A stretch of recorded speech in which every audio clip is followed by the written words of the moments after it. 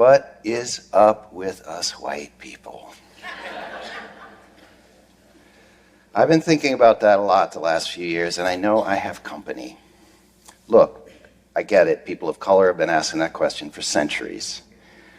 But I think a growing number of white folks are too, given what's been going on out there in our country.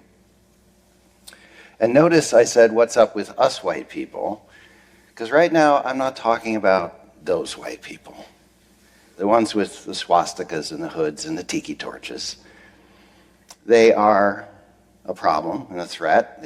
They perpetrate most of the terrorism in our country, as you all in Charlottesville know better than most. But I'm talking about something bigger, more pervasive. I'm talking about all of us, white folks writ large. And maybe especially people sort of like me, self-described, progressive, don't want to be racist, good white people.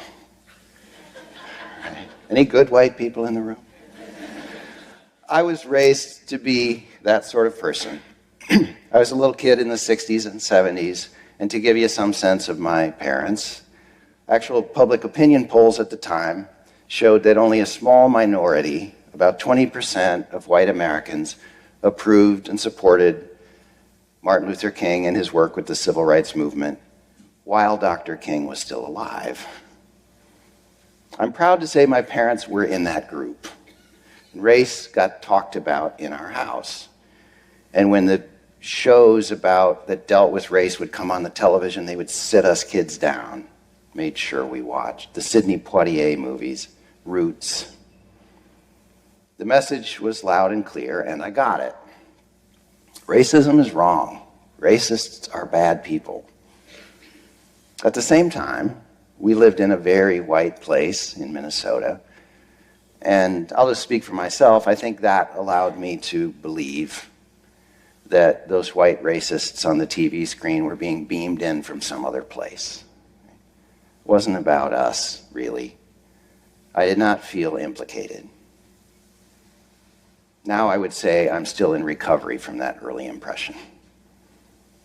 I got into journalism in part because I cared about things like equality, justice. For a long time, racism was just such a puzzle to me. Why is it still with us when it's so clearly wrong? Why such a persistent force? Maybe I was puzzled because I wasn't yet looking in the right place or asking the right questions. Have you noticed that when people in our mostly white media report on what they consider to be racial issues, what we consider to be racial issues, what that usually means is that we're pointing our cameras and our microphones and our gaze at people of color, asking questions like, how are black folks or Native Americans, Latino or Asian Americans, how are they doing in a given community or with respect to some issue, the economy, education? I've done my share of that kind of journalism over many years. But then George Zimmerman killed Trayvon Martin, followed by this unending string of high-profile police shootings of unarmed black people, the rise of the Black Lives Matter movement, Dylann Roof and the Charleston Massacre, Oscar So White, all the incidents from the day-to-day of American life, these overtly racist incidents that we now get to see because they're captured on smartphones and sent across the internet. And beneath those visible events, the stubborn data, the studies showing systemic racism in every institution we have, housing segregation, job discrimination, the deeply racialized inequities in our schools and criminal justice system. And what really did it for me, and I know I'm not alone in this either, the rise of Donald Trump and the discovery that a solid majority of white Americans would embrace or at least accept such a raw, bitter kind of white identity politics.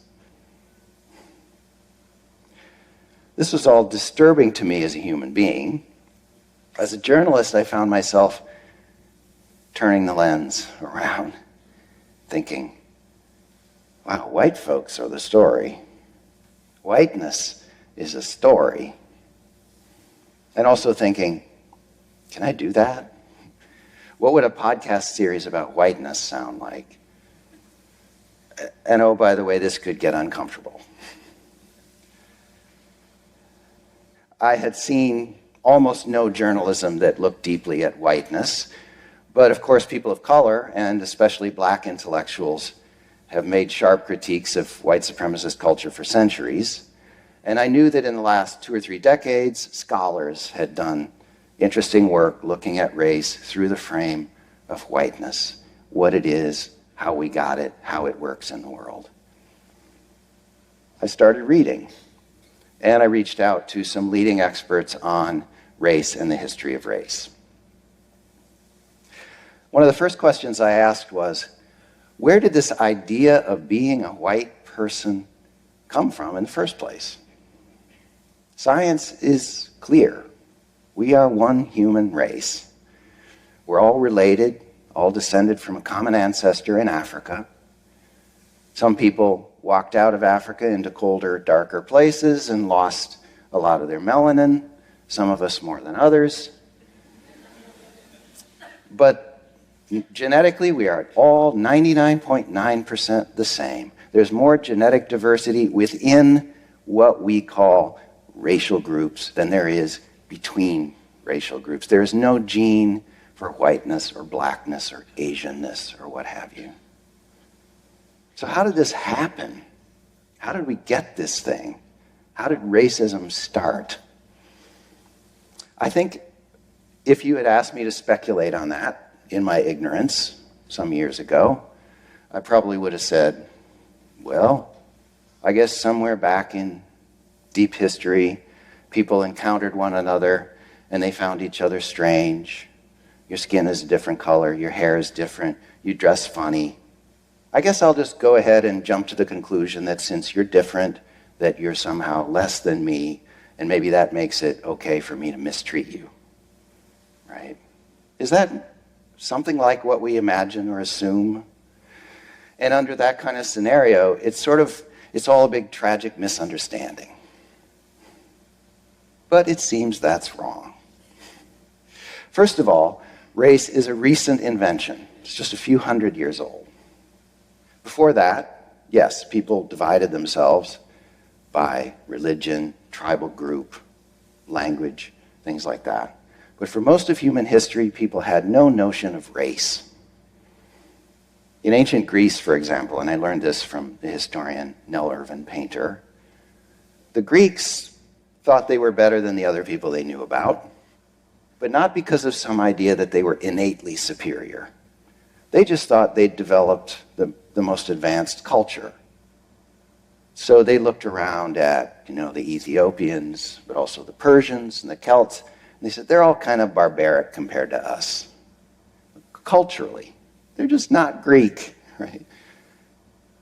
And yes, in the ancient world, there was lots of slavery, but people enslaved people who didn't look like them, and they often enslaved people who did. Did you know that the English word slave is derived from the word Slav? Because Slavic people were enslaved by all kinds of folks, including Western Europeans, for centuries. Right? Slavery wasn't about race either, because no one had thought up race yet. So who did? I put that question to another leading historian, Ibram Kendi. I didn't expect he would answer the question in the form of one person's name and a date, as if we were talking about the light bulb. But he did. He said in his exhaustive research, he found what he believed to be the first articulation of racist ideas. And he named the culprit. This guy should be more famous or infamous. His name is Gomes de Zurara.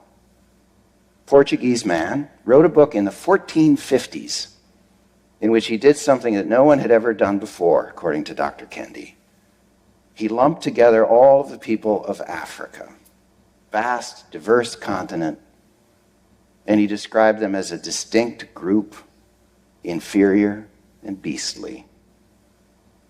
Never mind that in that pre-colonial time, some of the most sophisticated cultures in the world were in Africa. Why would this guy make this claim? Turns out it helps to follow the money. First of all, Zurara was hired to write that book by the Portuguese king. And just a few years before, slave traders, here we go, slave traders tied to the Portuguese crown had effectively pioneered the Atlantic slave trade. They were the first Europeans to sail directly to sub-Saharan Africa to kidnap and enslave African people. So it was suddenly really helpful to have a story about the inferiority of African people to justify this new trade to other people, to the church, to themselves. And with the stroke of a pen, Zurara invented both blackness and whiteness because he basically created the notion of blackness through this description of Africans. And as Dr. Kendi says, blackness has no meaning without whiteness. Other European countries followed the Portuguese lead in looking to Africa for human property and free labor, and in adopting this fiction about the inferiority of African people. I found this clarifying. Racism didn't start with a misunderstanding, it started with a lie. Meanwhile, over here in colonial America, the people now calling themselves white got busy taking these racist ideas and turning them into law. Laws that stripped all human rights from the people they were calling black and locking them into our particularly vicious brand of chattel slavery. And laws that gave even the poorest white people benefits.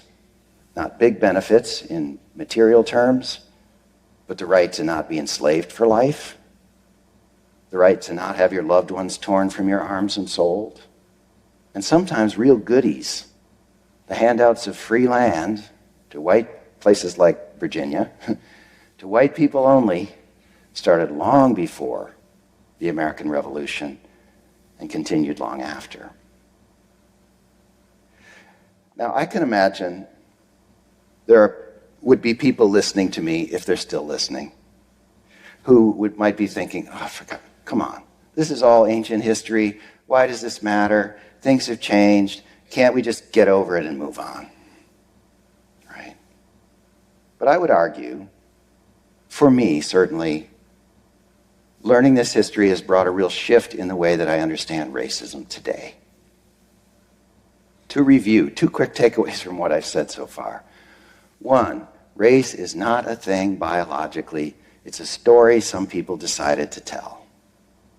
And 2, people told that story to justify the brutal exploitation of other human beings for profit. I didn't learn those 2 facts in school. I suspect most of us didn't. If you did, you had a special teacher, right? But once they sink in, for one thing, it becomes clear that racism is not mainly a problem of attitudes, of individual bigotry. No, it's a tool.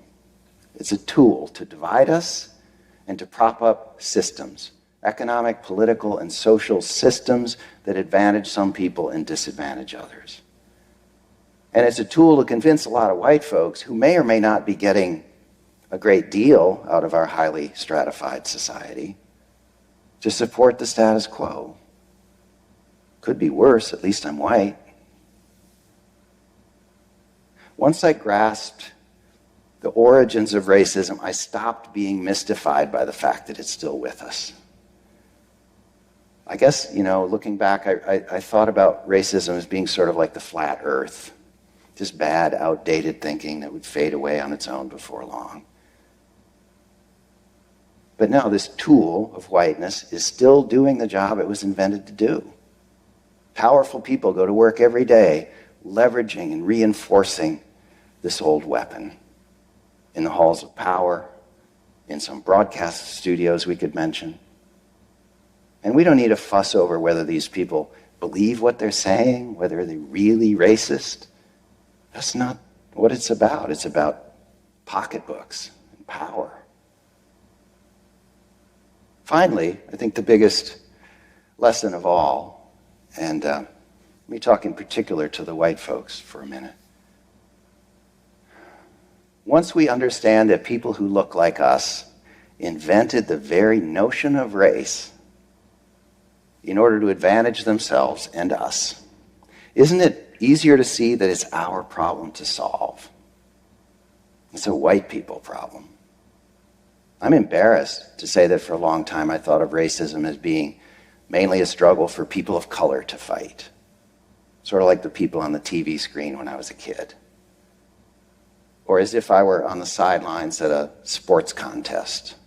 On one side, people of color. On the other, those real racists, the Southern sheriff, the people in hoods. And I was sincerely rooting for people of color to win the struggle. But no, there are no sidelines. We're all in it. We are implicated. And if I'm not joining the struggle to dismantle a system that advantages me, I am complicit. This isn't about shame or guilt. White guilt doesn't get anything done. And honestly, I don't feel a lot of guilt. History isn't my fault or yours. What I do feel is a stronger sense of responsibility to do something. All of this has altered the way that I think about and approach my work as a documentary storyteller and as a teacher. But beyond that, besides that, what does it mean? What does it mean for any of us?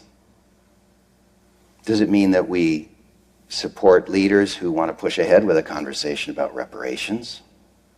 In our communities, are we finding people who are working to transform unjust institutions and supporting that work? At my job, am I the white person who shows up grudgingly for the diversity and equity meeting? Or am I trying to figure out how to be a real accomplice to my colleagues of color? Seems to me, wherever we show up, we need to show up with humility and vulnerability and a willingness to put down this power that we did not earn. I believe we also stand to benefit if we could create a society that's not built on the exploitation or oppression of anyone. But in the end, we should do this. We should show up, figure out how to take action, because it's right.